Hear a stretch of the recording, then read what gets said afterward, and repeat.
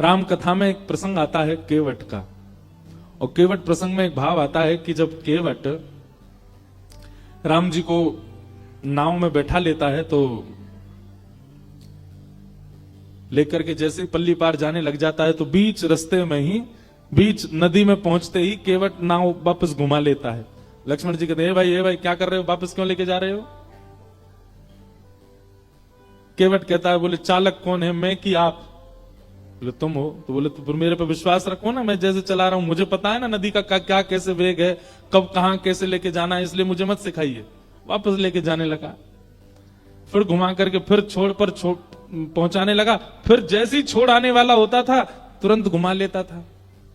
सीता जी भी थोड़ी सी परेशान तो हो गई, लक्ष्मण जी तो नाराज ही हो गए, लेकिन 2-4 बार में जैसे ही बार बार घुमा लाता, नहीं छोड़ता पल्ली पार, तो अब की बार राम जी बोले, ए भाई ये क्या कर रहे हो तुम, इतनी देर हो गई, तुम क्यों बीच में हमको घुमा रहे हो, छोड़ दो ना पल्ली पार। केवट कहता, बस 3-4 बार में थक गए आप, और आप जो हमको 84 लाख बार नचाते रहते हो सब जगह, उसका क्या? कभी हमको कुछ बनाते हो, कभी कुछ बनाते हो, कभी बस इतने में ही हो गया, 4 बार में ही पसीना आ गया आपको। कभी मछली बनाते हो, कभी कुकर बनाते हो, कभी सूकर बनाते हो, कभी बिल्ली बना देते हो, कभी छिपकली बनाते हो, ना जाने कैसी कैसी योनियों में हमको नचाते रहते हो। हमने 4 बार बीच भंवर में क्या घुमा दिया, पसीना छूट गया आपके। उन्होंने नचाए हैं ब्रह्मांड सारे, मगर अब उन्हें हम नचाया करेंगे, कन्हैया कन्हैया पुकारा करेंगे, लताओं में ब्रज की गुजारा। एक बार 6-7 साल पहले हमारी कथा हुई नेपाल में, काठमांडू में। तो वहां पे एक भक्त हमको मिले, तो कुशा होती है ना, कुशा का एक ऐसा छोटा सा एक बना हुआ था पात्र, और ऊपर से भी कुशा के पात्र से ही वो ढका हुआ था। तो वो लाए, बोले महाराज जी मेरे गोपाल जी के दर्शन करो। तो मैंने वो हटाया, तो उसके भीतर छोटे से गोपाल जी, और उनके अंदर मैंने एक अद्भुतता देखी, छोटे से लड्डू गोपाल, और उनके पाम में एक धागा बंधा था, और उस धागे से गैया बंध रही थी छोटी सी। मैंने की, भैया भगत जी इधर आओ। बनी जी क्या है, तुमने एक तो कुशा के सूखी घास के पात्र में तुमने ठाकुर जी धर रखे हैं, ऊपर से तुमने पाम से गैया क्यों बांध रखी है? तो उनके नेत्र सजल हो गए, बोले महाराज जी हम ज्यादा धनवान नहीं हैं, हमारी स्थिति ऐसी है कि हमको कोई कुछ दे देता है तो हम पा लेते हैं। हमारे मन में ऐसा भाव आया कि हमारी स्थिति तो ऐसी कि 4-4 दिन तक भी कई बार भूखा रहना पड़ता है, पर ठाकुर जी से हमारा बहुत प्रेम है, ठाकुर जी की हम बहुत सेवा करते हैं, पर इनको राग भोग श्रृंगार 3 चीजें प्रिय, हम इनका भोग नहीं लगा पाते। इसलिए हमने भावना रखी है, एक छोटी सी गैया हमको किसी ने दे दी, तो वो गैया हमने भीतर छोड़ रखी है, और हमने लाल जी से कह रखा है जब जब आपका मन हुआ करे तब आप इनका जो है दूध पी लिया कीजिए, और हमें छोड़ के मत जाइएगा, भले ही चाहे गैया के दूध से ही पेट भर लो, हमें छोड़ के मत जाना कभी। और वो क्या बोले पता है, आपको सुन के आश्चर्य होगा, बोले महाराज जी ठाकुर जी के लिए भोग तो मैं रोज नहीं लगा पाता, पर रोज थोड़ी बहुत घास तोड़ करके गैया के सामने डाल देता हूं भीतर। मैंने क्यों? बोले गैया पालेगी तो दूध बनेगा, ठाकुर जी दूध पी लिया करेंगे। मैंने कहा भैया तेरी भावना। हमने कही भाई हो सकता है 56 भोग लगाने वाले को छोड़ के चले जाए, पर तुझे छोड़ के नहीं जाएंगे ठाकुर जी, तुम्हारी जो भावना है। ने एक सी धातु की गैया को घास खिलाते ताकि गैया का दूध बने, ठाकुर जी पी ले, और पांव से इसलिए बांध रखी कहीं गैया नहीं भाग जाए, कहीं गैया भाज गई, ठाकुर जी भूखे रह गए तो ठाकुर जी भी चले जाएंगे। भाव के वश में है भगवान, भाव के वश में है भगवान। ठाकुर जी व्यवस्था से नहीं आते, ठाकुर जी आपके धन से नहीं आते, ठाकुर जी आपके रूप से नहीं आते, ठाकुर जी आपकी सुंदरता से नहीं आते, ठाकुर जी तो केवल आपके भाव से आएंगे, रुकेंगे। तो अब मेरे पीछे जो स्वरूप है ठाकुर जी का, गोपाल जी। अभी ये कैसे हैं? ऐसे ही खड़े रहेंगे। लेकिन आपकी भावना सुंदर होगी तो इन 7 दिनों में आपको इनकी पलक झपकते हुए दिख जाएगी। आपकी भावना शुद्ध होगी तो ये इसके अलावा ऐसी मुद्रा में भी दिख जाएंगे। आपकी भावना शुद्ध होगी तो गैया से गले लगे हुए भी दिख जाएंगे। ठाकुर जी कहीं भी जड़ नहीं है। हमारी भावना जड़ है, इसलिए ठाकुर जी हमको जड़ दिखाई देते हैं। ठाकुर जी सब जगह चैतन्य रूप में। वो चैतन्य रूप कैसे दिखे, वो चैतन्य दृष्टि कैसे दिखे, वो कथा सिखाती, वो कथा दिखाती। तो भगवान पहला रूप क्या है? सत्य। और दूसरा रूप क्या है? चैतन्य। और ठाकुर जी का तीसरा रूप क्या है? आनंद। ठाकुर जी आनंद है। अच्छा, मुझे ऐसा लगता है ठाकुर जी को देखने के बाद देखने वाला आनंद रूप में आ जाता है। अगर कोई व्यक्ति अति आनंद में दिखाई दे रहा हो, समझ जाइयो या को ठाकुर जी मिल गए हैं, यही हमारे इतना आनंद में है। अच्छा, आनंद वाले व्यक्ति का स्वरूप स्वभाव क्या है? बहुत ध्यान से सुनिएगा। सुखी व्यक्ति और आनंदित व्यक्ति, इन दोनों में अंतर क्या है? जिसको देख करके आपके चित्त में भी शीतलता का अनुभव होने लग जाए, जिसको देख करके आपको प्रसन्नता होने लग जाए, जिसको देख करके आपका मुखमंडल प्रसन्न हो जाए, जिसको देख करके आप अपनी चिंताएं, अपने संकटों को भी भूल जाओ, समझ जाना वो आनंदित व्यक्ति है। जिसको देख करके केवल प्रसन्नता हो रही है, बाकी सारी स्थितियां यथावत हैं, वो सुखी व्यक्ति है। अच्छा, दूसरी बात, सुखी व्यक्ति देह से भी ठीक होगा, मस्तिष्क मानसिक भी ठीक होगा, बुद्धि से भी ठीक होगा, दिखने में भी ठीक होगा, तभी सुखी कर पाएगा। पर आनंद देने वाला व्यक्ति वो कई बार स्वयं रोग से होगा, वो कई बार स्वयं पीड़ा में होगा, पर उसकी उपस्थिति आपको आनंदित कर देगी। यह आनंद वाले व्यक्ति का लक्षण। हमारे वृंदावन के पूज्य श्री प्रेमानंद जी महाराज, वो स्वयं देह से कई बार उतने उचित नहीं है, उतनी अच्छी अवस्था में नहीं है, पर उनको देख के लाखों आनंदित हो जाते हैं, करोड़ों आनंदित हो जाते हैं। ये आनंददायी व्यक्ति का लक्षण है। भक्तिमती मीराबाई, मैं कथा में बताया करता हूं कि मीराबाई का जब विवाह हो गया तो उनकी ससुराल में संतों की भीड़ होने लग गई। जब तक मीराबाई का विवाह नहीं हुआ तब तक मेड़ता में भीड़ होती थी, संत महात्मा आते थे। और विवाह होने के बाद जब मीराबाई मेवाड़ चली गई तो मेवाड़ में संतों की भीड़ होने लगी। एक दिन मीराबाई के पतिदेव ने जाकर के सब संतों से पूछा, आप लोग मीरा को देखने क्यों आते हो? उसका रूप सुंदर है इसलिए, या वो वस्त्र बहुत अच्छी पहनती है इसलिए? तो सब संतों ने क्या उत्तर दिया? सब संत कहते हैं, बोले देखिए आपकी तो वो गृहिणी है इसलिए आप शायद उस रूप को ना देख पाओ, पर मीराबाई की सुंदरता या वस्त्र आभूषण देखने नहीं आते हम। जो भक्ति हमारे मन में तीर्थ जाकर के प्रकट नहीं हो पाती, वो भक्ति मीराबाई को देखने से प्रकट हो जाती है, इसलिए हम मीराबाई को देखने आते हैं।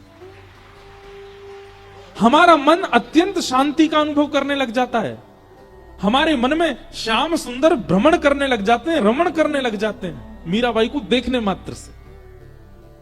हम सब भूल जाते हैं, इसलिए हम मीराबाई को देखने आते हैं। सुखी व्यक्ति को देख करके आप सुखी हो सकते हो, पर कांस्टेंट सुख नहीं रहेगा, लंबे समय का सुख नहीं रहेगा। लेकिन एक आनंदित व्यक्ति को एक बार देखने के बाद भी आप लंबे समय तक आनंदित रहोगे। ये आनंदित व्यक्ति और सुखी व्यक्ति में अंतर है।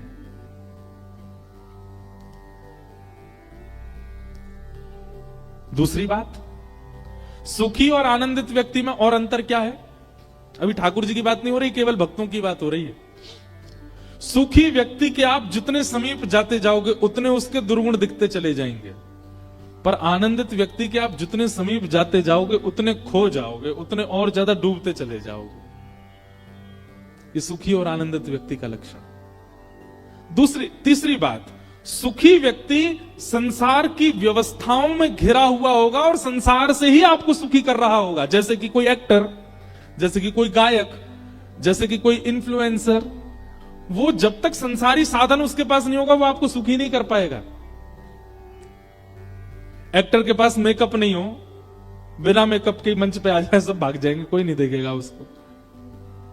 ऐसे ही कोई इन्फ्लुएंसर उसके पास में अगर संसारी कैमरा नहीं है, वो नहीं है, जो भी होते हैं उनके पास में वो सब नहीं है, तो वो आपको सुखी नहीं कर पाएगा। पर आनंदित व्यक्ति पेड़ की छांव के नीचे बैठेगा, आपको भी बैठा लेगा, आपको वहीं आनंदित कर देगा।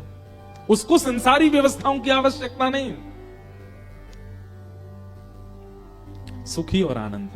और भैया अंतिम बात, सुखी व्यक्ति जो घोर संसारी है और आनंदित व्यक्ति जो घोर राधा रमण जी का है, वही है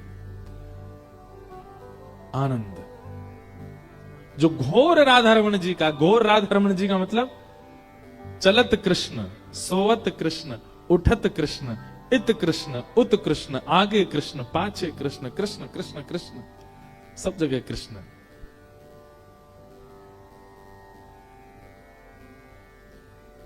आनंद। तो भगवान का तीसरा रूप क्या है? आनंद। सच्चिदानंद रूपाय विश्वोत्पत्त्यादि हेतवे, विश्व की उत्पत्ति पालन संहार जो करते हैं, तापत्रय विनाशाय, 3 प्रकार के तापों का जो उपशमन करते हैं, श्री कृष्णाय वयम नमः, ऐसे श्री कृष्ण को हम बारंबार प्रणाम करते हैं। आगे बंधुओं, अब यहां से महात्मा की चर्चा शुरू होती है। नैमिषारण्य क्षेत्र में 88,000 सौनकादि ऋषि बैठे थे, बहुत ध्यान से सुनिएगा। और उन 88,000 सौनकादि ऋषियों ने मानव कल्याण के लिए यज्ञ करना प्रारंभ किया, लेकिन उस यज्ञ से कोई लाभ नहीं मिला। तब वहां पर सूत जी का आगमन हुआ और 88,000 सौनकादि ऋषियों ने सूत जी महाराज से पूछा कि मानव कल्याण कैसे होगा, कृपा कर हमें इसका साधन बताओ। तब सूत जी महाराज ने भागवत जी की महिमा कही। बोले भैया मानव कल्याण भागवत जी से हो सकता है। तब 88,000 सौनकादि ऋषियों ने कहा महाराज ये भागवत जी क्या है, और ऐसा इन भागवत जी में क्या है जो अन्य साधनों में नहीं है, कृपा कर इन भागवत जी की महिमा हमको बताओ। तब सूत जी महाराज भागवत जी की महिमा बताते हैं। एक बार की बात है, नारद जी महाराज पृथ्वी पर आए। क्यों आए? क्योंकि पृथ्वी की बड़ी प्रशंसा होती है देवलोकों में।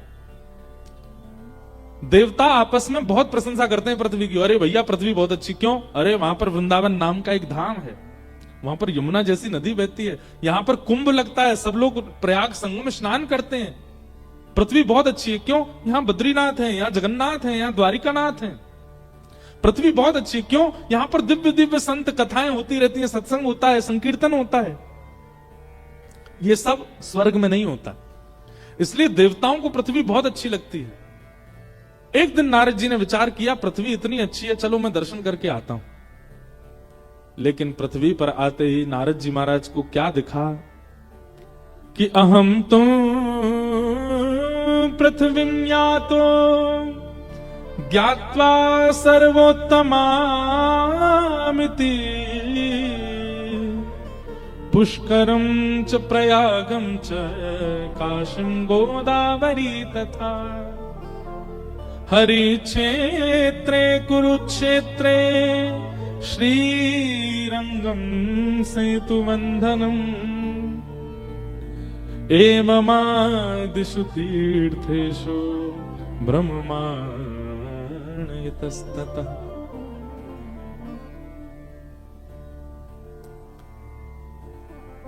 नारद जी पृथ्वी पर आए। एक बात संसारी है, आप जब किसी की बहुत ज्यादा महिमा सुन लेते हैं ना, तो आप अपने मन में बहुत सारी एक्सपेक्टेशंस बना लेते हैं उस वस्तु से।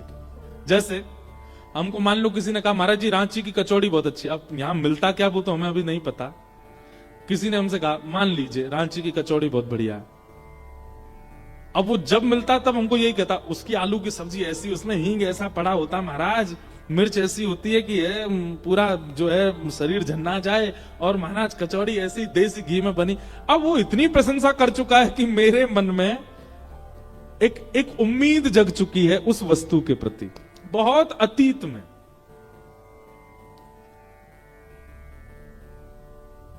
अब जैसे ही मैं उस वस्तु का सेवन करने जाऊंगा ना, ये स्वाभाविक बात है कि वो मेरी उम्मीद से थोड़ी कम स्वादिष्ट ही होगी, ये स्वाभाविक बात है। अब यहां पर भी देखिए ये संसार और आध्यात्म, इनमें अंतर। संसारी वस्तु की आप जितनी ज्यादा ख्याति सुनोगे, जब उसको भोगने जाओगे तो वो ख्याति से थोड़ी कम ही स्वादिष्ट दिखेगी। और आध्यात्मिक वस्तु का आप जितना ज्यादा श्रवण करोगे, जब उसका अनुभव करने जाओगे तो जितना आपने उम्मीद नहीं रखी थी उससे कई गुना ज्यादा स्वादिष्ट लगेगा आध्यात्म। यह भी अंतर है संसार में और आध्यात्म में।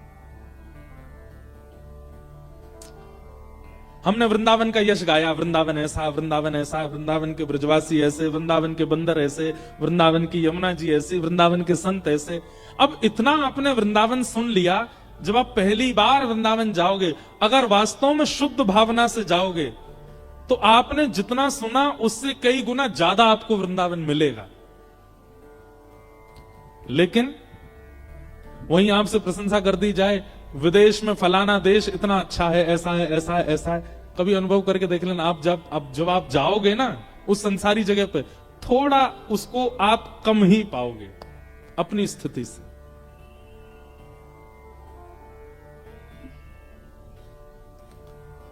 संसारी वस्तु और आध्यात्मिक वस्तु में यही अंतर है। अब नारद जी आए थे संसार देखने, यहां आकर के देखा कि महाराज यहां तो सब कुछ बिल्कुल जैसा सुना वैसा कुछ भी है ही नहीं। कि सत्यम नास्ति तपः शौचम दया दानम न विद्यते पाखंड निरता संतो विरक्ता सपरिग्रह। इसीलिए कहते हैं ज्यादा किसी से उम्मीद मत रखिए। जो नए नए यहां पर लड़का लड़की बैठे हैं बहुत ध्यान से सुनना, अगर आपका ब्याह होने वाला है तो अपने होने वाले जो पतिदेव हैं या पत्नी जी हैं उनकी ज्यादा प्रशंसा मत सुन लेना पहले, क्योंकि आप बहुत ज्यादा सुन लोगे। कई होते हैं ना, उनको बहुत ही रहता है कि हमारा ब्याह किससे हो रहा है उसके बारे में जांच पूरी करो, इससे पूछो, उससे पूछो, उससे पूछो, उससे पूछो। अब इतना ज्यादा पूछ के फिर आप उम्मीद इतनी बना लोगे, सामने वाला व्यक्ति जब समीप आएगा, विवाह होगा, संग रहने लगोगे तो आपकी उम्मीद खट्टी हो जाएगी। इसलिए संसार के संबंधों में उम्मीद कम ही रखिए, थोड़ा कम ही उसके बारे में सुनिए, उससे संबंध अच्छा रहेगा। तो नारद जी महाराज आए तो आकर के देखा महाराज पृथ्वी पर तो सब कुछ विपरीत है। भागवत जी में बहुत सुंदर वर्णन, सत्यम नास्ति, यहां के लोग सत्य नहीं बोलते। हमारी माने तो आप 1 महीना पहले दिन से लेकर के और 30 तारीख तक अपने आप से अनुभव कीजिए कि आप कितनी बार सत्य बोलते हैं।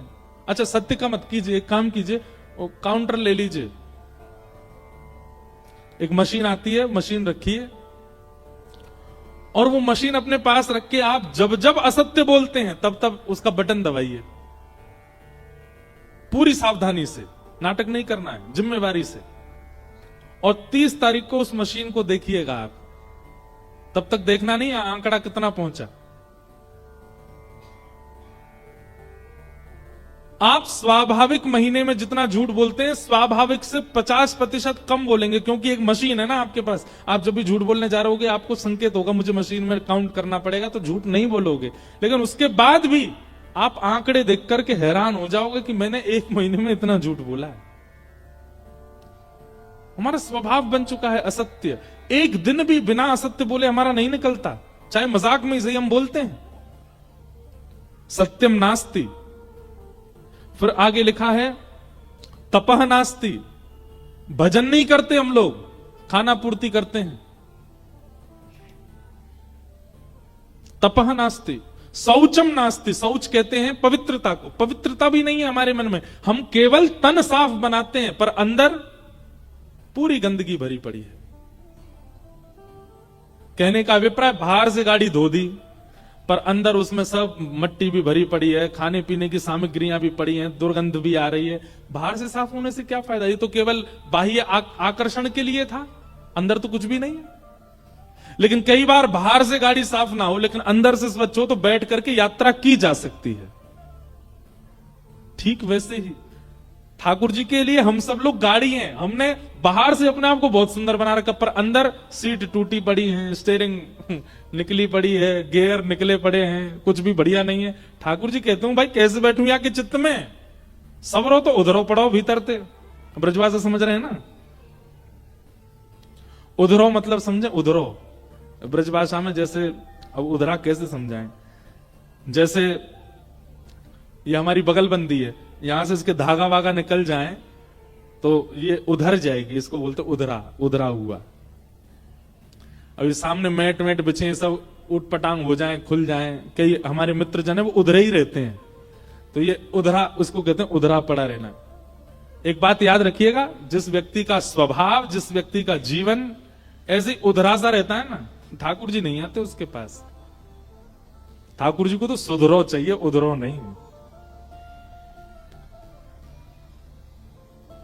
तो ठाकुर जी बाहर से देखते हैं क्या बढ़िया महाराज, सुंदर जो है, क्या है वो, क्या लगा रखा है, बोरो प्लस लगा रखी है, जे लगा रखा है, बाहर से तो बढ़िया डिओड्रेंट परफ्यूम महक रहा है, बिल्कुल चटकदार कपड़े पहन रखे हैं, लेकिन भीतर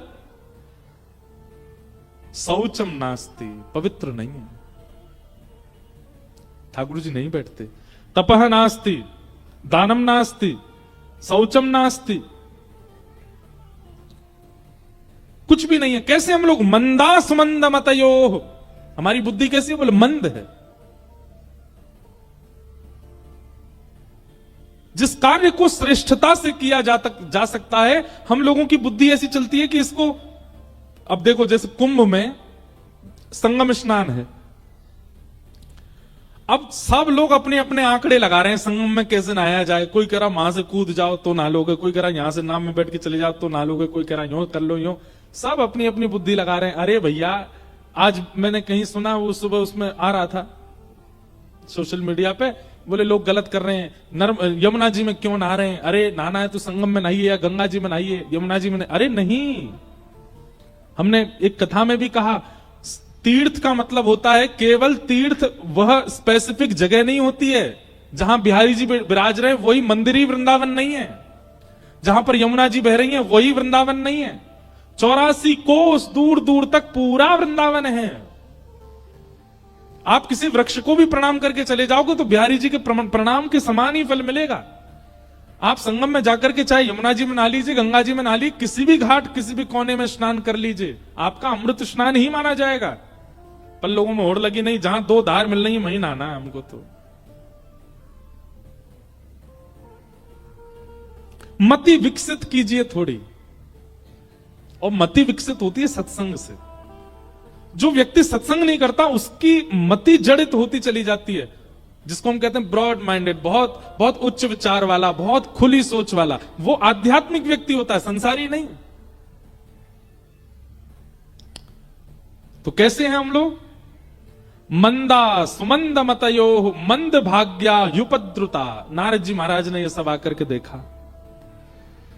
नारद जी देख करके बड़े परेशान हो गए, बोले भैया पृथ्वी की जितनी प्रशंसा सुनी थी, पृथ्वी तो बिल्कुल विपरीत है।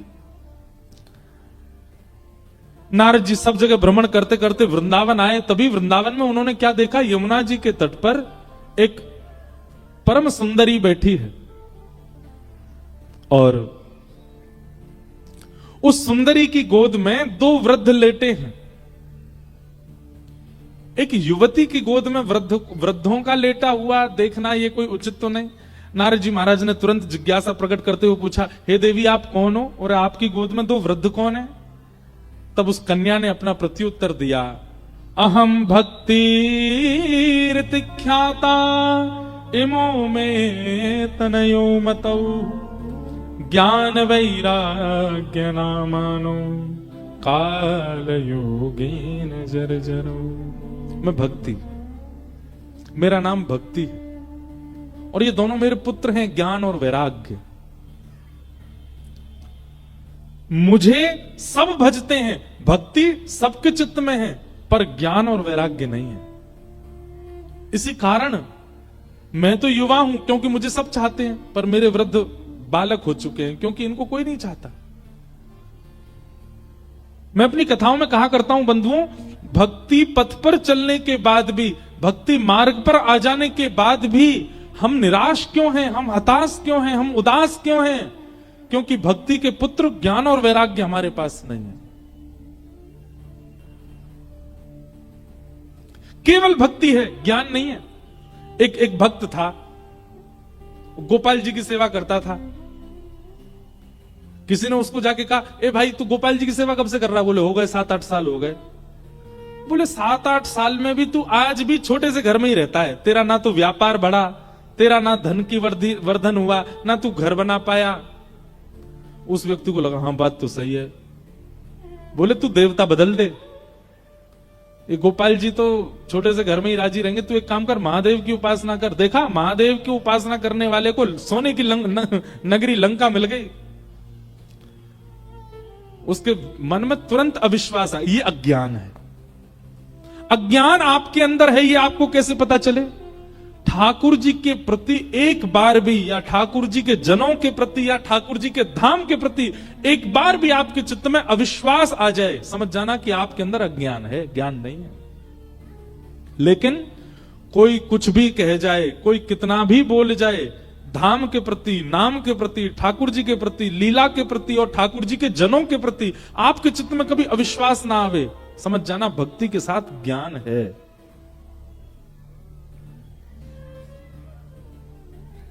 हमारे भगवान श्री कृष्ण हमारे वृंदावन चंद के ऊपर बहुत प्रश्न उठाते हैं कई पढ़े लिखे लोग, पर उनको अज्ञानी ही कहते हैं। हमारे यहां तो कहते हैं गमार, गमार है ये, या जाने कहां गमार, प्रेम नदिया की सदा उल्टी बहे धार। तो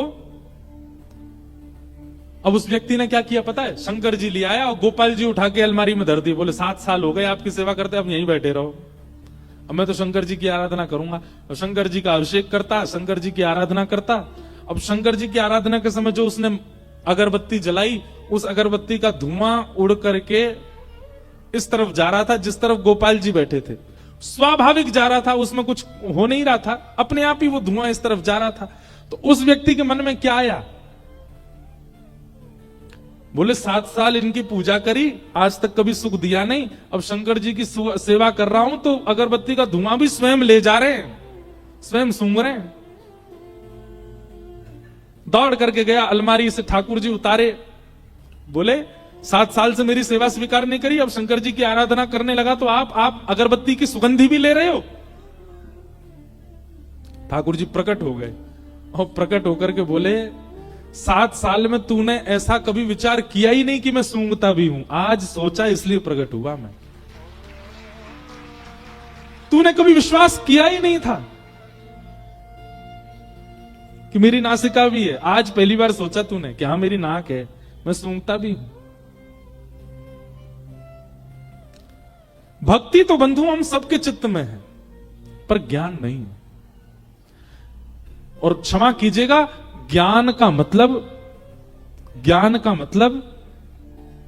बहुत जानकारियां होना नहीं होता। विवेकशील बुद्धि, कहां कब क्या करना है, कैसे करना है, और सबसे बड़ी बात भक्ति में अविश्वास का ना होना, यही ज्ञान है।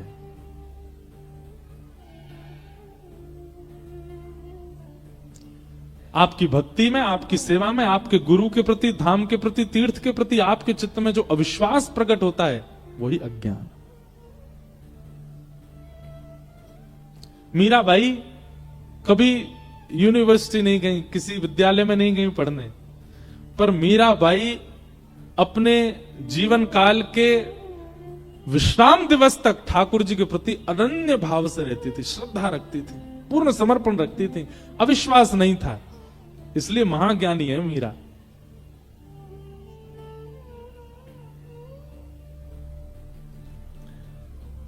तो हमारी प्रार्थना, भक्ति तो है पर ज्ञान भी लाइए, और ज्ञान है इस बात का प्रमाण है ठाकुर जी के प्रति कभी अविश्वास ना होना।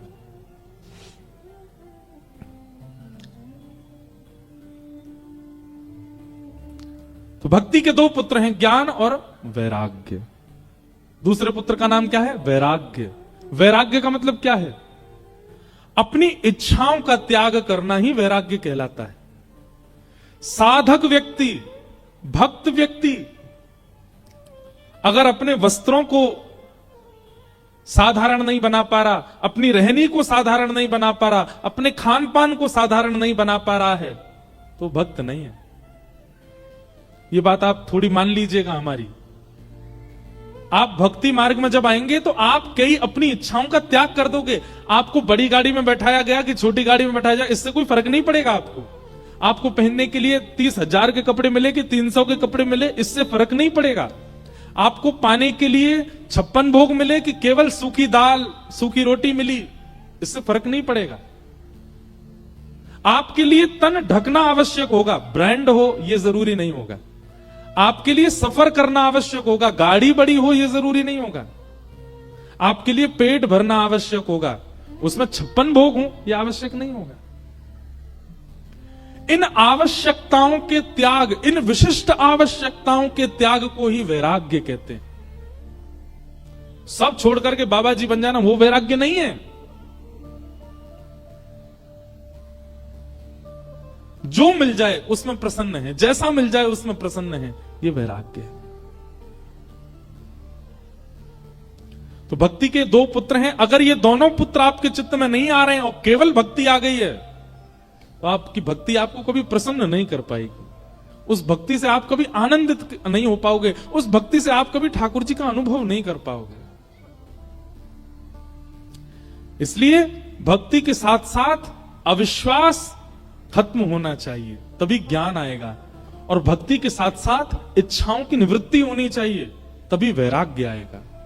और जब तक ज्ञान वैराग्य नहीं आएंगे, आप अपनी भक्ति से प्रसन्न नहीं हो पाओगे। तो भक्ति के 2 पुत्र हैं, ज्ञान और वैराग्य। दुनिया सब भक्ति करती है, ज्ञान और वैराग्य के लिए कोई नहीं, इसलिए दोनों वृद्ध हो गए। तब भक्ति महारानी ने नारद जी से कहा, मेरे पुत्रों को युवान करने का कोई साधन बताओ। ज्ञान और वैराग्य दोनों युवा कैसे होंगे? इसी खोज में नारद जी महाराज सब जगह ढूंढते ढूंढते बद्रीनाथ गए।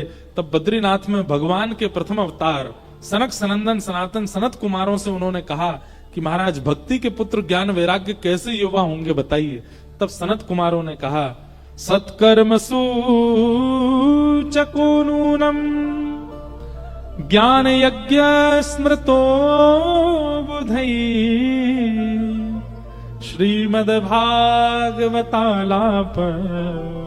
सतु गीत सुखादि। एक ही उपाय है, क्या?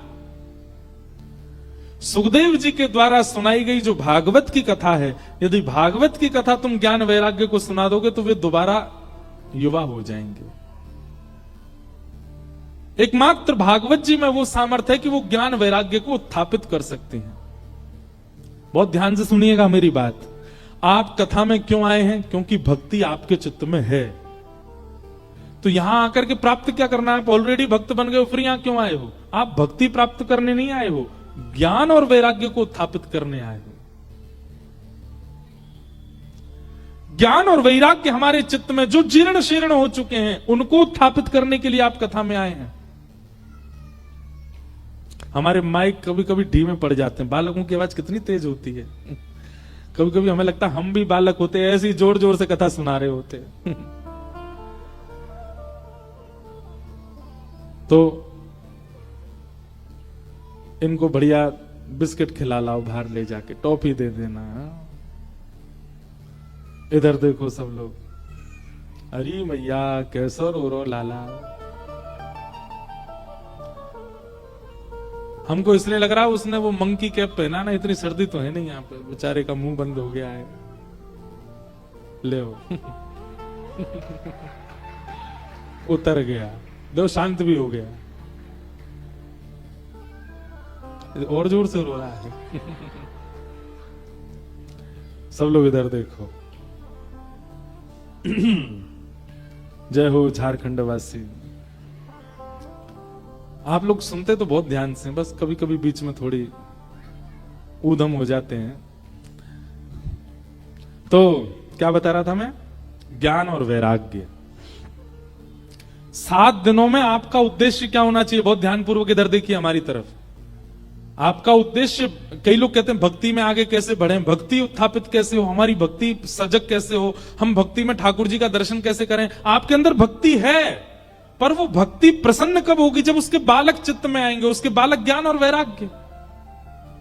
आपने किसी मां को अच्छे आसन पर बैठा दिया, मां की सारी व्यवस्थाएं अच्छी कर दी, पर बालकों को दुखी कर दिया। जिसके बालक दुखी हों वो मां कैसे प्रसन्न रह सकती है? भक्ति को आपने हृदय आसन पर बैठा रखा है। अब आगामी 7 दिन तक आपका उद्देश्य क्या होना चाहिए कि ज्ञान और वैराग्य भी आए चित्त में। ज्ञान का मतलब क्या है? भक्ति में ठाकुर जी के प्रति कभी भी अविश्वास ना हो तो समझ जाना ज्ञान आ गया आपके चित्त में। और वैराग्य क्या है? अपनी इच्छाओं की कटौती करना, अपनी इच्छाओं से निवृत्त होना। ये एक प्रकार का वैराग्य। ये 2 चीजें कथा से आपको सीखनी है। वृंदावन जाने के बाद वृंदावन का रस जिस पर चढ़ जाता है वो व्यक्ति जोगी जैसा क्यों हो जाता है? वो तिलक लगाए घूम रहा है, जटाएं बना लेता है सामान्य से। अभी कुंभ में ऐसा हुआ, ट्रेंड बन गया। अब बाहर के लोग नहाने आते हैं तो जबरदस्ती की जटाएं लगा करके और संतों की तरह रुद्राक्ष पहन करके, त्रिपुंड लगा करके। ये कोई बाह्य आवरण, कोई आडंबर नहीं है। त्रिपुंड लगा लिया, रुद्राक्ष माला धारण कर ली और फिर उसके बाद गंगा स्नान कर रहे हैं और फिर फोटो वोटो खिंचा के बस डाल दो, फिर जाके अपना वही जीन्स टी शर्ट पैंट में डोल रहे हैं, फटे हुए कपड़े पहन के घूम रहे हैं। केवल कुंभ में आए इसलिए संत जैसा भेष बना लेते हैं। नहीं,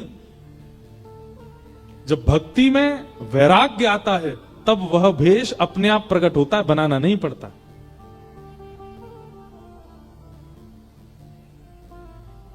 ये उर्दपुंड, ये गले में कंठी माला, ये धोती पहनना, बगलबंदी पहनना, ये एक प्रकार का वैराग्य है जो ठाकुर जी सिखा देते हैं। ठाकुर जी के चरणों में आने वाला व्यक्ति अपने लिए नहीं करता ज्यादा श्रृंगार, नहीं चाहिए उसको ज्यादा हाई फाई चीजें।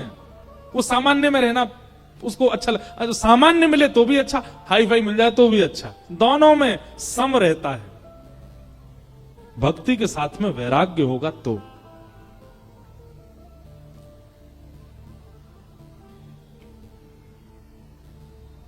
सुख में फूलो मती, दुख में भूलो मती, प्राण जाए मगर नाम भूलो मती, मुरली वाले को मन से रिझाते चलो, कृष्ण गोविंद गोपाल गाते चलो, कृष्ण गोविंद गोपाल गाते।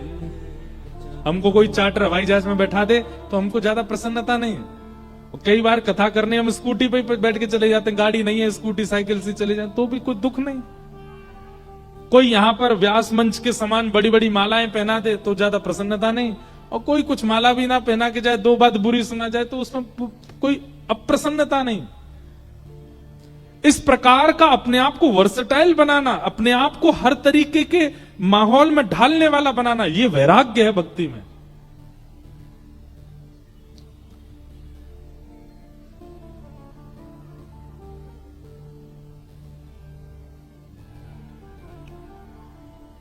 भक्ति के 2 पुत्र ज्ञान और वैराग्य, इन दोनों के उत्थापन के लिए भागवत की कथा कराओ। और भागवत का नाम सुनते ही नारद जी बोले, महाराज कहां होगी, कैसे होगी, इसके नियम क्या हैं? तब सनत कुमारों ने बताया, बोले गंगा के तट पर आनंद नाम का वन है, वहां कथा कराओ। जितने श्रोता आएंगे सबके खान पान प्रसाद की व्यवस्था रखो। एक बढ़िया सुंदर वृक्ष बड़ा सा ढूंढो जिसकी छांव में सब बैठ सकें। ऊंचा एक व्यास मंच बनाओ, व्यास मंच पर व्यास जी के बैठने की व्यवस्था करो। आदि आदि कथा की सारी व्यवस्थाएं बताई गई। नारद जी महाराज ने सब व्यवस्था की और व्यवस्था में कथा जैसे प्रारंभ हुई, भक्ति ज्ञान वैराग्य तीनों आए। भक्ति महारानी तो युवा थी, पर ज्ञान वैराग्य ने जैसे ही कथा माहौल में प्रवेश किया कि भक्ति सुतौ तौ तरणौ गृहीत्वा प्रेमैकरूपा सहसा विरासी, श्री कृष्ण गोविंद हरे मुरारे, नाथेति नामानि मुहुर्वदन्ति। उस कथा के परिसर में जैसे ही ज्ञान वैराग्य ने प्रवेश किया, प्रवेश करते ही दोनों युवा हो गए। ज्ञान भी युवा हो गया, वैराग्य भी युवा हो गया। भक्ति महारानी अत्यंत प्रसन्न हो गई, उनके दोनों पुत्र युवा हो गए। यही होना चाहिए यहां भी। हमारी प्रसन्नता का कारण भक्ति में सजगता, और भक्ति में सजगता का कारण ज्ञान वैराग्य का उत्थान चित्त में।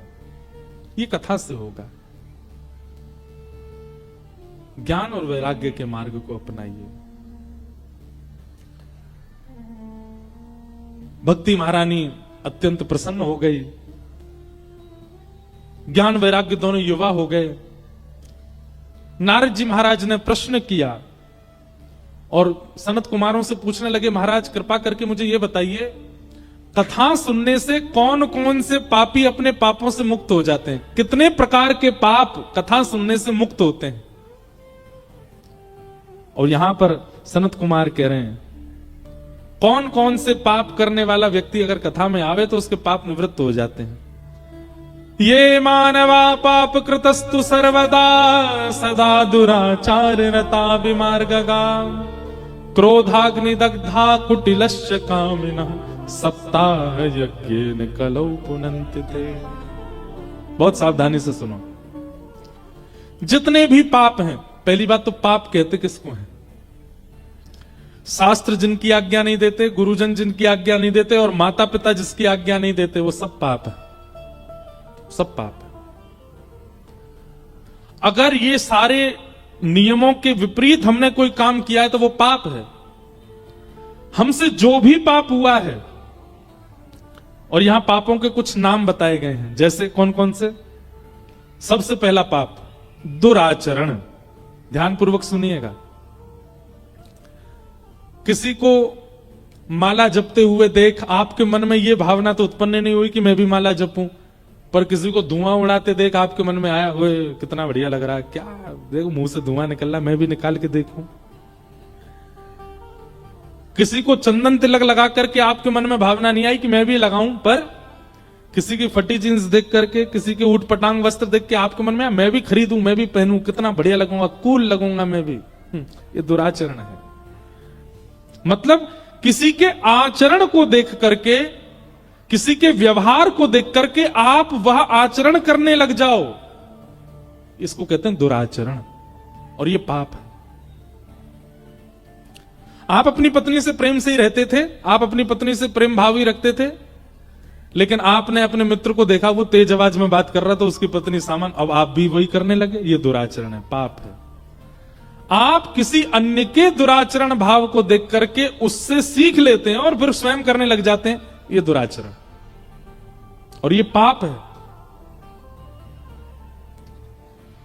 संसार में कोई भी व्यक्ति जन्म से दुराचरण नहीं करता, कोई गलत काम नहीं करता, वो देख के ही सीखता है व्यक्ति। किसी को पीने की लत लगी तो उसने किसी को पीते हुए देखा था, इसीलिए लगी है। किसी को खाने की लत लगी, क्रोध की लत लगी, लेकिन आपने कभी विचार किया मानव को लत केवल बुरी चीजों की लगती है, भक्ति की नहीं लगती, गिने चुने लोगों को लगती है। पर अभी माहौल बदल रहा है। अभी लोगों को भक्ति की लत लग रही है, अभी लोगों को कथा की इच्छा प्रकट हो रही है, अभी लोगों को नाम जप की इच्छा प्रकट हो रही है।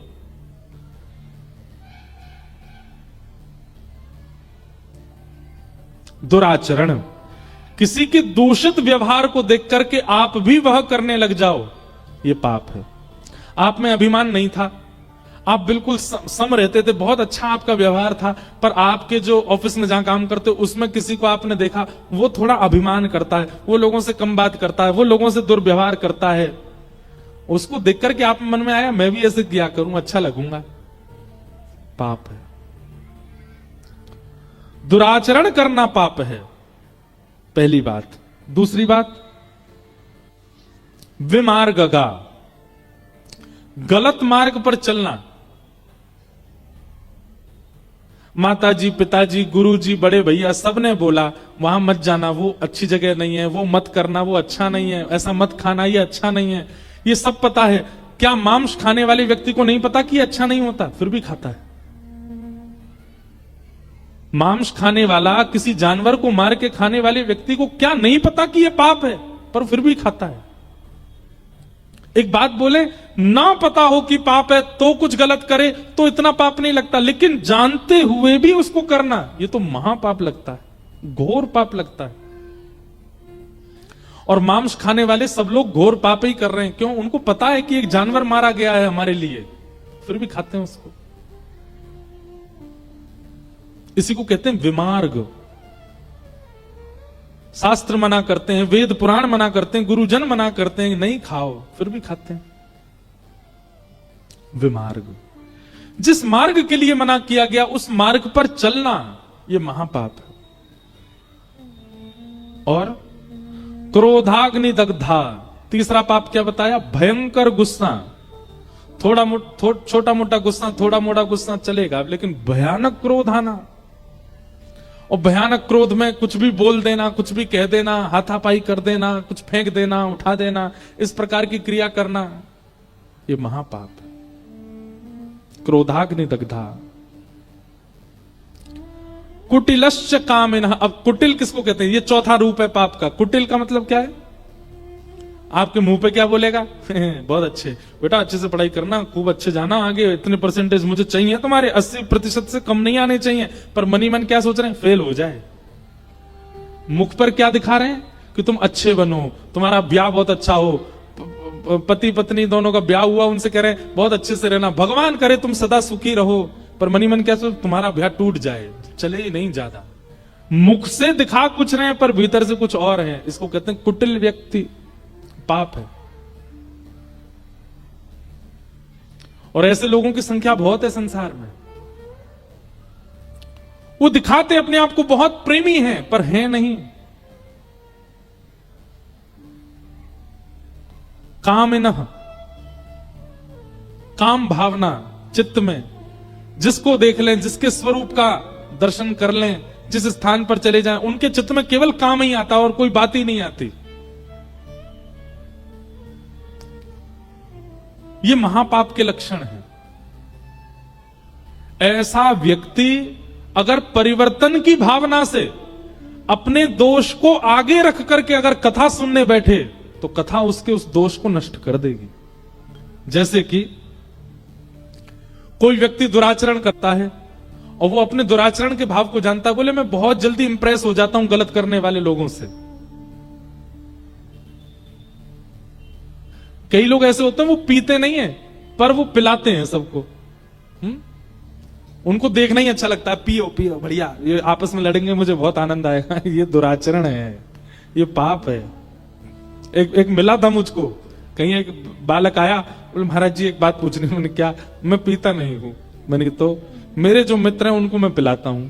फिर वो आपस में लड़ते हैं, मैं देख के आनंद करता हूं। मैं तो पानी ही पीता हूं पर उन लोगों पे हजारों रुपया खर्च करता हूं, क्योंकि पी के फिर उनके सच निकल के आते ही आते। मैंने कहा बेटा उनको जितना पाप लगेगा ना मल्टीप्लाई इंटू 1000 होकर तुझको लगेगा। तू करवा रहा उनसे पाप। ये दुराचरण है। दुराचरण करने वाला व्यक्ति अगर कथा सुने तो उसका दुराचरण भाव दूर होगा, लेकिन सुनने से नहीं होगा। मैं ऐसे कितने लोगों को जानता हूं, हजारों कथाएं सुन चुके हैं, लेकिन आज तक उनके हृदय का काम नहीं मरा, आज तक उनके हृदय में कोई परिवर्तन नहीं आया। वो आज भी वैसे ही हैं, कोई परिवर्तन उनके जीवन में नहीं कर पाए हम। क्यों? क्योंकि कथा को उन्होंने श्री कृष्ण रूप मान करके सुना ही नहीं, इसलिए कोई परिवर्तन नहीं हो पाया। परिवर्तन होगा, सबसे पहले तो आप वक्ता की वाणी के प्रति पूर्ण विश्वास रखो, भरोसा रखो। दूसरी बात, कथा को केवल शब्द ना मान करके साक्षात ठाकुर जी का रूप मानो। और तीसरी बात, अपने दुर्व्यवहार को, अपने दूषित क्रियाओं को आगे रखो। इनको मुझे सुधारना है, इसके लिए मैं कथा सुन रहा हूं। कथा आपको बदल देगी, परिवर्तित कर देगी। जब तक आप अपने दोषों को आगे नहीं रखोगे, जब तक अपनी बीमारी को आगे नहीं रखोगे, डॉक्टर दवाई कैसे लगाएगा? डॉक्टर दवाई कैसे बताएगा? इसलिए कथा में जब आप बैठते हैं ना, तो अपने दूषित विचार जो आपके अंदर कमियां हैं उनको पहले विचार कर लिया कीजिए। हे भागवत जी, मेरे अंदर क्रोध बहुत है, मेरे अंदर काम है, मेरे अंदर लोभ है, ईर्ष्या है, द्वेष है, कृपा करके आप परिवर्तन कीजिए। 7 दिन में आप अपने आप को देख लीजिएगा, आपके यहां का क्रोध कहां चला गया, आपका लोभ कहां चला गया, सब परिवर्तित हो जाएगा। एक सुंदर रूप धारण कर लोगे आप। तो कथा इन सबको परिवर्तित करती है। तभी नारद जी ने पूछा, अगर कोई माता पिता का द्रोही बालक हो, महापापी, वो क्या कथा उसको भी पवित्र कर देती है? तब सूत जी महाराज कहते हैं, हां। सनत कुमार कहते हैं, बोले एक धुंधुकारी नाम का बालक था, जो माता पिता से विद्वेष करने के बाद भी भागवत की कथा से पवित्र होकर के भगवत धाम चला गया। नारद जी बोले, कृपा कर मुझे बताइए कैसे। तब यहां धुंधुकारी का प्रसंग सुनाया गया। एक आत्मदेव नाम के ब्राह्मण थे, उनके कोई संतान नहीं थी। संसार में बंधुओं, व्यक्ति एक जगह पाप और करने लगता है, उसके पास जो वस्तु नहीं है उस वस्तु की प्राप्ति के लिए फिर वो कुछ भी करने लग जाता है। उसको कोई कह दे वहां जाकर के नारियल बांध आओ, वहां जाकर के दिया जलाया आओ, वहां जाकर के चद्दर पहनाया आओ, वहां पे ये कर आओ, वहां पे तुम्हारे काम बन जाएंगे। वो इतनी जगह भागी आता है, महाराज कैसे भी करके मेरा काम बने। हमारी एक बात ध्यान रखिएगा, संसार का एक स्वभाव है अपूर्णता। क्या है? जोर से बोलो। अपूर्णता। अपूर्णता का मतलब जानते हैं? न पूर्ण इति अपूर्ण। संसार में कभी पूर्णता किसी को नहीं मिल सकती। चाहे आप प्रधानमंत्री बन जाइएगा, चाहे आप राष्ट्रपति बन जाइएगा, चाहे आप भागवत वक्ता बन जाइएगा, चाहे आप कोई नेता बन जाइएगा, आप कभी भी पूर्ण नहीं रहोगे। संसार में अपूर्ण आओगे और जाओगे भी अपूर्ण। कभी पूर्णता का अनुभव नहीं हो सकता आपको। इसलिए आप किसी ना किसी चीज से अपूर्ण रहोगे। या तो आपको पुत्र हो गए तो पुत्री नहीं है, पुत्री हो गई तो पुत्र नहीं है, धन मिल गया तो विवाह नहीं हुआ, विवाह हो गया बच्चे भी हैं पर घर नहीं है, घर भी है बच्चे भी हैं पत्नी भी है, लेकिन कोई मानता नहीं है, सुनता नहीं है, सब अपने मन की करते हैं। आप कहीं ना कहीं तो अपूर्ण रहोगे और उस अपूर्णता में ही आपको रहना चाहिए। और एक बात और बताएं, आप जैसे ही एक चीज को पूर्ण करने का प्रयास करोगे, दूसरी जगह से आप अपूर्ण ही हो रहे होगे। जैसे कई लोगों को संतान नहीं है, तो संतान ना होने की वजह से अब वो प्रयास करते हैं कि हमको संतान प्राप्त हो, और खूब खूब महाराज सिर हाथ पैर फेंक करके उनको संतान मिल जाती है। लेकिन जैसे ही संतान मिलती है वो किसी अन्य चीज से अपूर्ण हो चुके होते हैं तब तक। आप कहेंगे तो महाराज जी क्या करें? ठाकुर जी ने, प्रकृति ने आपको जो नहीं दिया उसको स्वीकार कर लीजिए। अगर संतान नहीं है तो स्वीकार कीजिए। प्रकृति से छीनिए मत उसको, क्योंकि आप जैसे ही प्रकृति से छीनने का प्रयास करते हैं तो प्रकृति जब आपके लिए कुछ था ही नहीं, जब आपको देती है तो वही वस्तु आपको कष्ट देने लग जाएगी। फिर संतोष जीवन में लाना पड़ेगा। आत्मदेव जी के पुत्र नहीं था, लेकिन श्री आत्मदेव जी बड़े अप्रसन्न रहते थे, पुत्र कैसे मिले कैसे मिले। तो कभी ब्राह्मणों के पास, संतों के पास, सबके पास जाते, लेकिन कोई भी कोई उपाय नहीं बता पाया। तो आत्मदेव जी आत्महत्या करने चले गए एक दिन। बोले बिना संतान के क्यों रहूं? आत्महत्या करने के लिए गए, तभी एक महात्मा ने उनको रोका। बोले तुम आत्महत्या क्यों कर रहे हो? बोले मेरे संतान नहीं है। बोले अरे, तो इतनी छोटी सी बात पे आत्महत्या करोगे?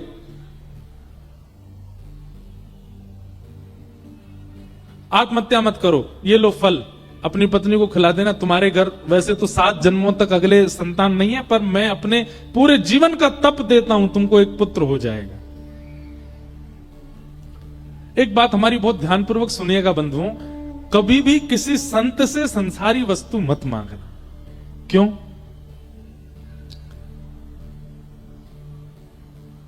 क्योंकि संतों के पास देने के लिए केवल भजन है, और जब आप उनके सामने संसार मांगोगे तो वो मना नहीं करेंगे, भजन के बदले संसार देंगे। और क्षमा कीजिएगा, भजन के बदले अगर संसार मिला तो उस संसार से आप कभी प्रसन्न नहीं रह पाओगे।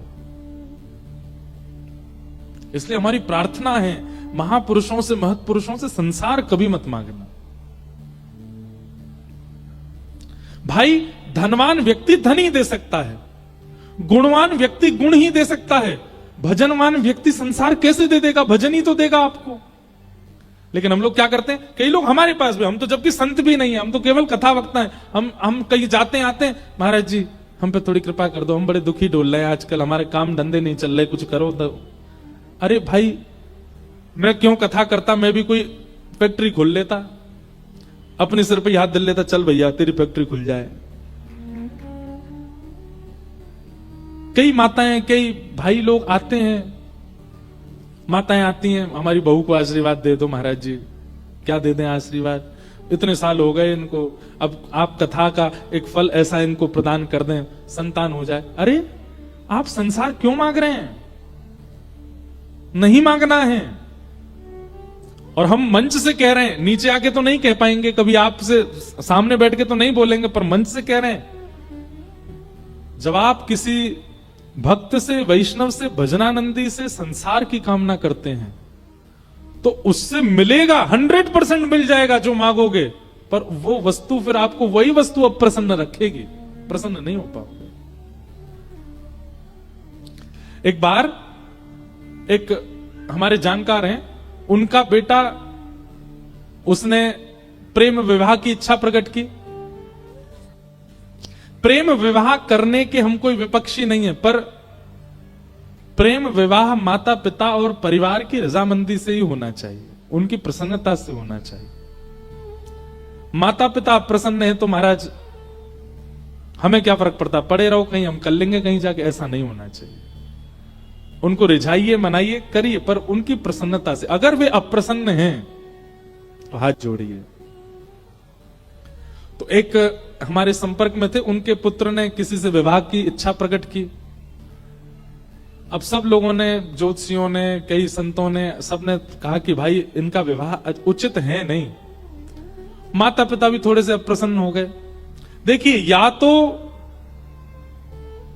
दिखवाइएगा नहीं, और दिखवाने पर अगर थोड़ी चूक पता चल रही है तो फिर उस चूक का निवारण कीजिएगा।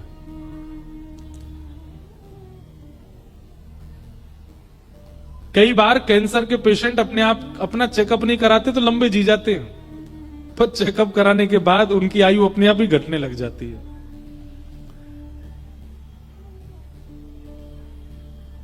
तो उन्होंने इच्छा प्रकट की कि मुझे उससे ब्याह करना है। अब ब्याह के लिए जब नहीं माना कोई भी, तो वो जिद करने लगे, नहीं मुझे तो उससे ब्याह करना है। तो उनके पिताजी अपने गुरुजी के पास गए, बोले कि बेटा बहुत जिद कर रहा है कि नहीं ब्याह तो वहीं करूंगा। तो उन संत ने क्या कहा, बोले कि 3 दिन का एक यज्ञ होगा, यज्ञ में कहना दोनों बैठे। 3 दिन का यज्ञ हुआ, दोनों बैठते थे जिनका विवाह हो रहा था। तीसरे दिन क्या किया, उन महात्मा के करीब 20-25 साल पुरानी जटा, उन्होंने उन जटा को काट करके जटा यज्ञ आहुति में डाल दी। सब लोग देख के हैरान हो गए, ये क्या किया इन्होंने। तब वो महापुरुष बोले, देखो ये बालक विवाह का जहां मन है इसका, वहां जो हमको दिखा उचित नहीं था, इसलिए हमने अपने 25 वर्ष के संपूर्ण तपस्या का फल दे दिया। 25 वर्ष तक तो इसको कुछ नहीं होगा, अगर कोई संकट आना होगा तो 25 वर्ष तक तो नहीं आएगा, 25 वर्ष बाद बालक, तब तक शायद मैं जीवित नहीं रहूंगा, तू अपना ध्यान रखियो बस। ऐसा किया। हमारे मन में यह बात आई कि एक महापुरुष ने 25 वर्ष तक भजन किया, और उस भजन का बलिदान एक व्यक्ति के दाम्पत्य संसारी जीवन को सुखी करने के लिए किया।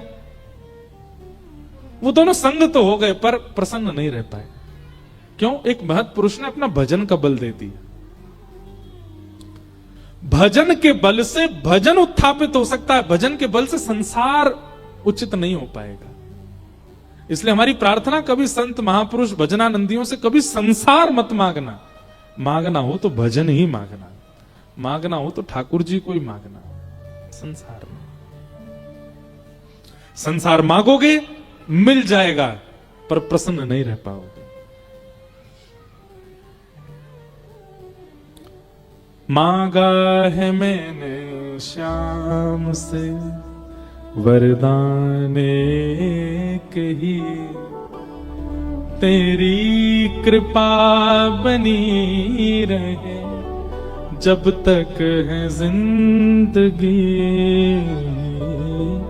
मांगा है मैंने शाम से वरदान एक ही वरदान मांगो, आप कृपा बनाए रखना बस। धुंधुकारी गोकर्ण जी महाराज को आत्मदेव जी को फल दे दिया संत ने। आत्मदेव जी ने जाकर के वो फल अपनी पत्नी को खिला दिया, लेकिन पत्नी ने फल खाया नहीं, गैया को खिला दिया। तो गैया के गर्भ से एक बालक ने जन्म लिया जिसका नाम हुआ गोकर्ण। और धुंधुकारी ने अपने सहेली के बालक को ही अपना बता दिया, उसका नाम रखा गया धुंधुकारी। धीरे धीरे दोनों बालक बड़े हुए। गोकर्ण पंडित ज्ञानी बना, धुंधुकारी महान दुष्ट हुआ, अपने माता पिता को ही मारने लगा, ऐसा व्यवहार माता पिता के प्रति करने लगा।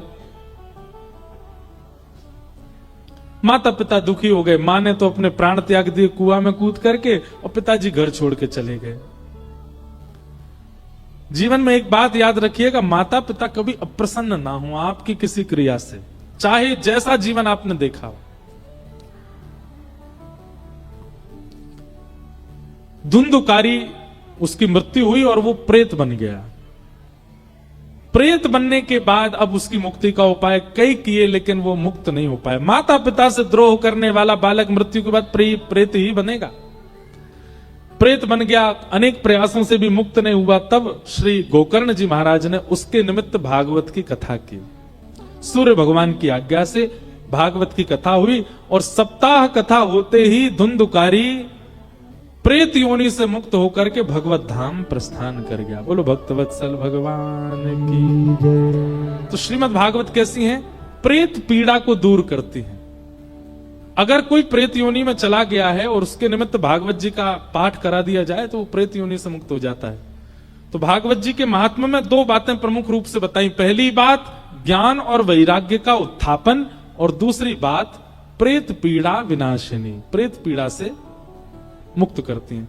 ऐसी भागवत जी को हम बारंबार प्रणाम करते हैं। बोलो भागवत महापुराण की। भागवत जी का महात्मा हमने आज श्रवण किया।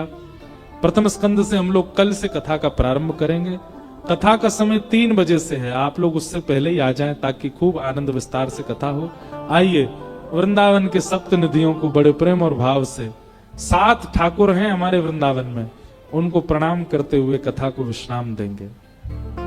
श्यामा हृदय कमल सो प्रगटो, श्यामा हृदय कमल सो प्रगटो, श्यामा हृदय कमल सो प्रगटो, श्यामा हृदय कमल सो प्रगटो, और श्याम हृदय तू भाई वृंदावन मेरो वृंदावन, वृंदावन मेरो वृंदावन, हे श्री वृंदावन प्यारो वृंदावन, वृंदावन प्यारो वृंदावन, श्यामा हृदय कमल सो प्रगटो, श्यामा हृदय कमल सो प्रगटो, और श्याम हृदय तू भाई वृंदावन मेरो वृंदावन, वृंदावन मेरो वृंदावन, हे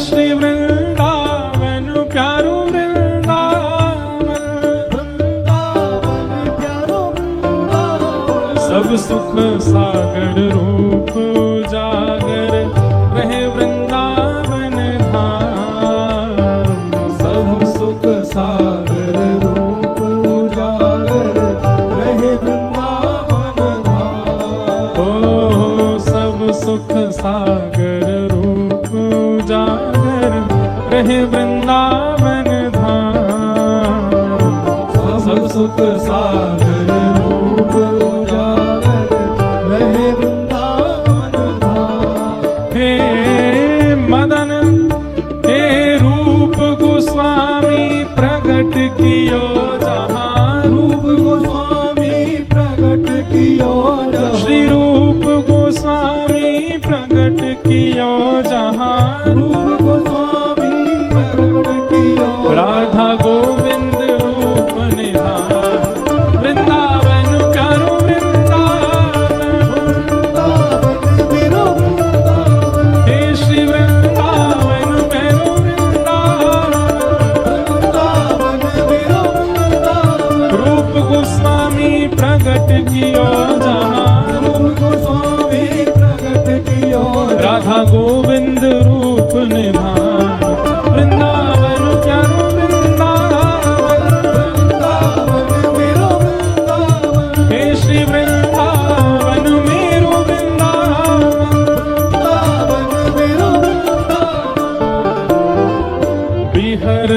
निस दिन कुंज गलन में ब्रज जन मन सुख धाम विहरत निस दिन कुंज गलित में ब्रज जन मन सुख धाम बिहरत निस दिन कुंज गलन में ब्रज जन मन सुख धाम विहरत निस दिन कुंज गलित में ब्रज जन मन सुख धाम हे मदन मोहन को रूप निरख के मदन मोहन को रूप निरख के श्री मदन मोहन को रूप निरख के मदन मोहन को रूप निरख के सनातन बलि बलि जा वृंदावन प्यारो वृंदावन वृंदावन प्यारो वृंदावन हे श्री वृंदावन मेरो वृंदावन वृंदावन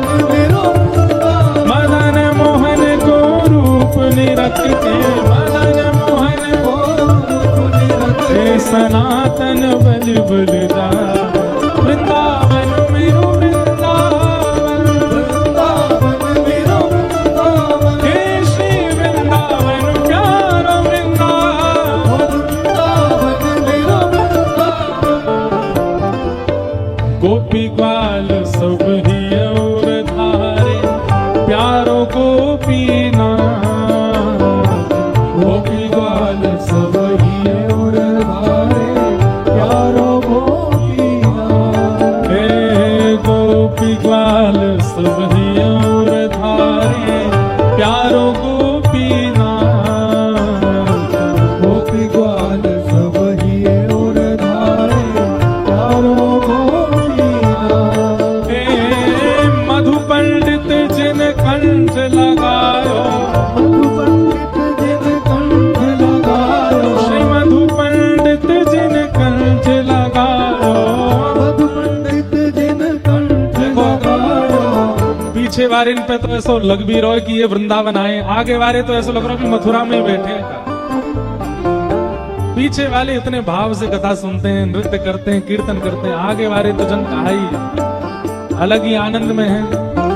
मधु पंडित जिन कंठ लगायो मधु पंडित भुजा उठा के जहाँ है रही जय जयकार वृंदावन प्यारो वृंदावन वृंदावन मेरो वृंदावन हे श्री वृंदावन मेरो वृंदावन वृंदावन मेरो वृंदावन मधु पंडित जिन कंठ लगायो पंडित जिन कंठ लगायो और है रही जय जयकार वृंदावन मेरो वृंदावन वृंदावन मेरो वृंदावन हे श्री वृंदावन प्यारो वृंदावन वृंदावन प्यारो वृंदावन श्री गोपाल भक्त जो कि हृदय वेदना प्रगट्यो शालिग्राम गोपाल भक्त रुके हृदय वेदना प्रगटो शालिग्राम श्री गोपाल भक्त जो कि हृदय वेदना प्रगट्यो शालिग्राम श्री गोपाल भक्त रुके हृदय वेदना प्रगटो शालिग्राम और इसकी अगली पंक्ति तो ऐसे नहीं, पीछे देख के गाओ, वहां देख के गाओ। रूप सुधा को खान हमारो रूप सुधा को हमारो रूप सुधा को खान हमारो रूप सुधा को मान हमारो ओ श्री राधा रमण जुलाल वृंदावन मेरो वृंदावन वृंदावन मेरो वृंदावन हे श्री वृंदावन मेरो वृंदावन वृंदावन मेरो वृंदावन रूप सुधा को खान हमारो रूप सुधा को मान हमारो प्यारो राधा रमण जुलाल वृंदावन मेरो वृंदावन वृंदावन मेरो वृंदावन हे श्री वृंदावन प्यारो वृंदावन वृंदावन प्यारो जय जय राधा रमण प्यारो राधा रमण जय जय वृंदावन प्यारो राधा जय जय राधा रमण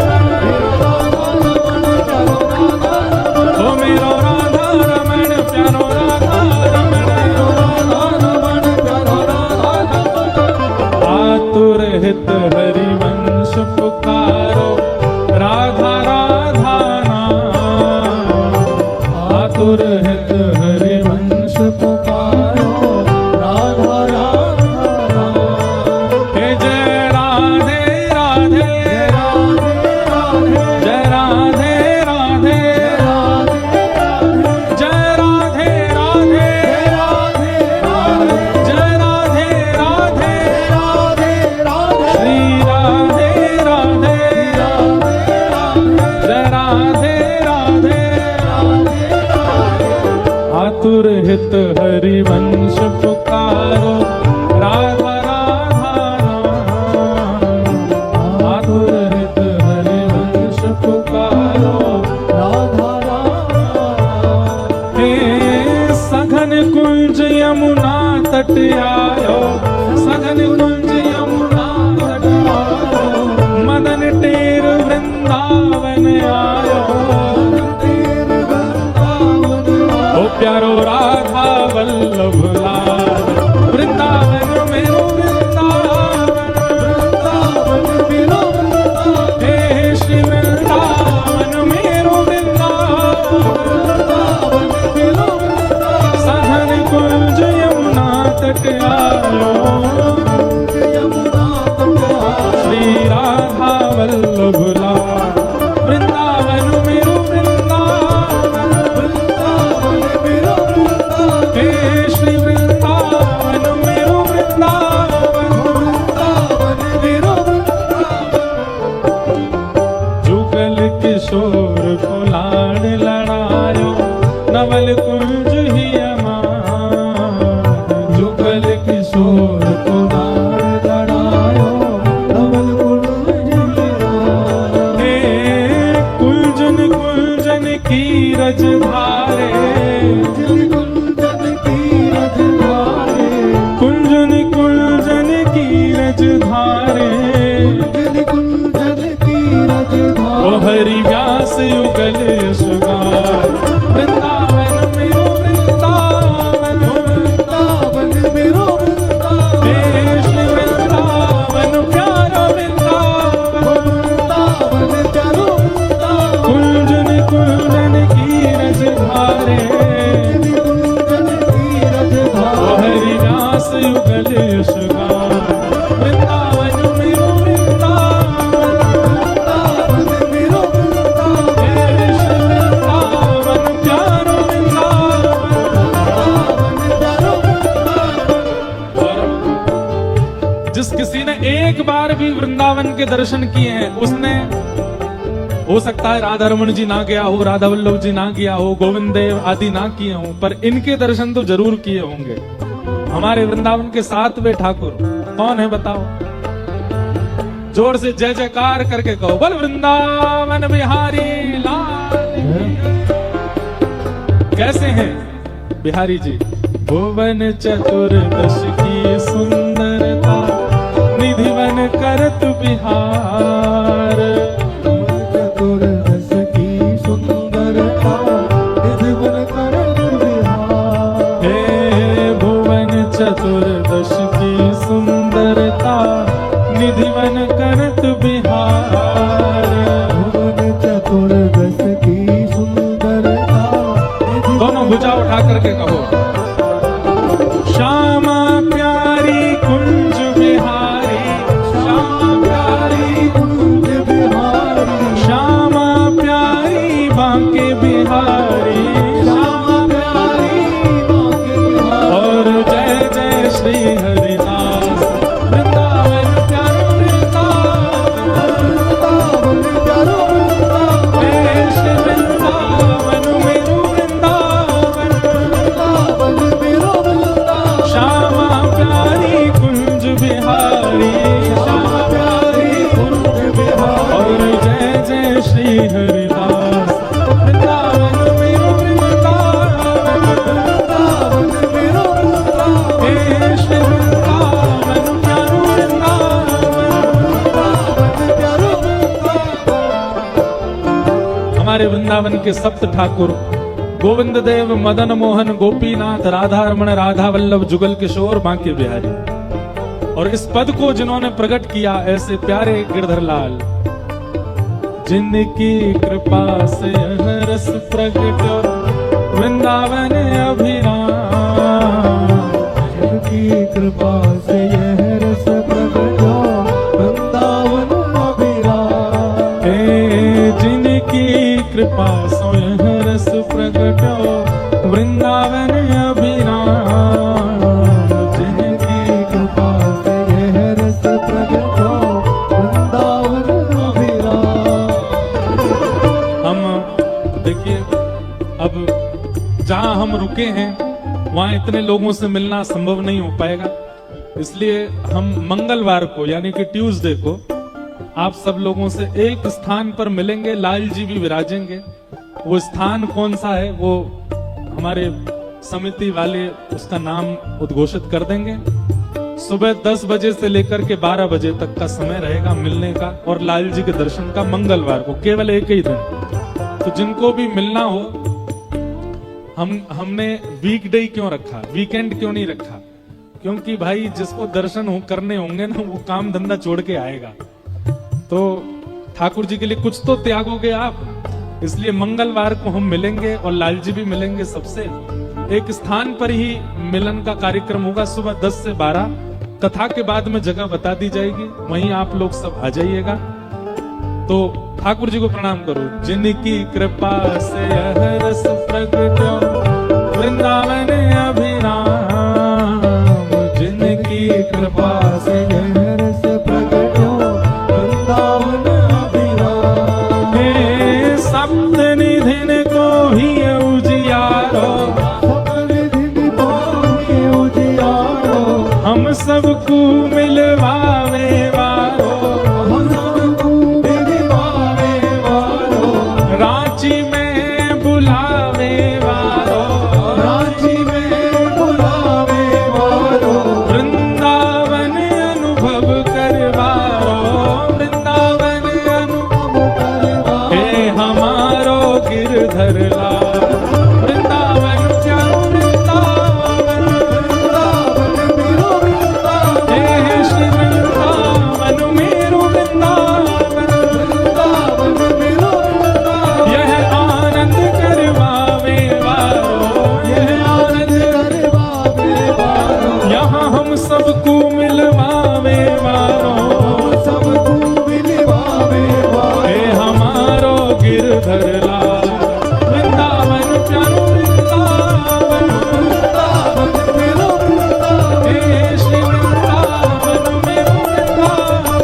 वृंदावन मेरो वृंदावन। जय राधे राधे, राधे राधे, श्री राधे राधे, राधे राधे, वृषभानु दुलारी, राधे राधे, श्री कृष्ण प्यारी, राधे राधे, बरसाने वाली, राधे राधे, बरसाने वाली, राधे राधे, जय राधे राधे, श्री राधे राधे, जय राधे राधे, श्री राधे राधे, जय राधे राधे,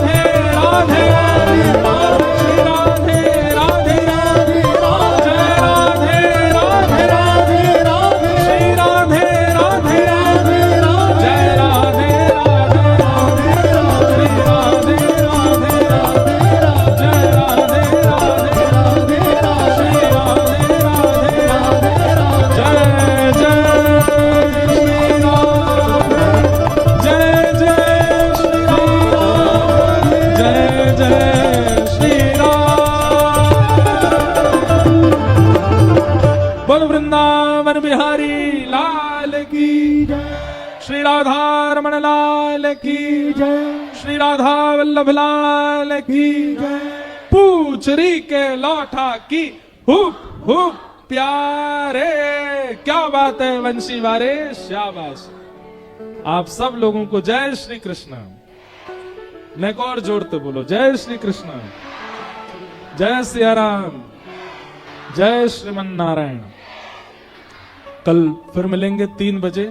आप सब लोग पहले ही आकर के स्थान ग्रहण कर लीजिएगा और बड़े भाव से कथा रस में। हमको ऐसा मन हो रहा है कि रांची के लोगों का जो भाव है ना, वो ब्रजरस के प्रति बहुत है। तो कथा में थोड़े थोड़े ब्रजरस भाव आप सबको सुनाएंगे, ऐसा अपने आप ही मन में भाव आ रहा है। पर आप लोग बड़ी